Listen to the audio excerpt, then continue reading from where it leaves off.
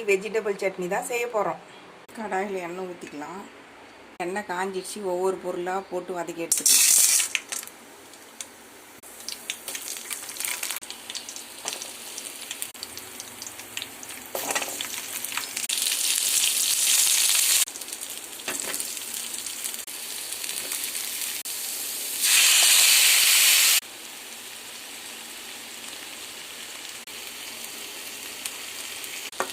வதங்கிடுச்சு. வதங்கின உடனே ஆற வச்சு சட்னி அரைச்சிக்கலாம். இதில் போட்டு அரைச்சி எடுத்துன்னு வந்துடலாம்.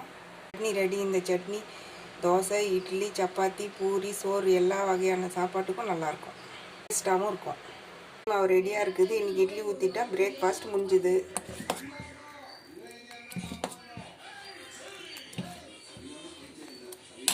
இட்லி ரெடி. சட்னி போட்டு பிரேக்ஃபாஸ்ட்டை முடிச்சுக்கலாம்.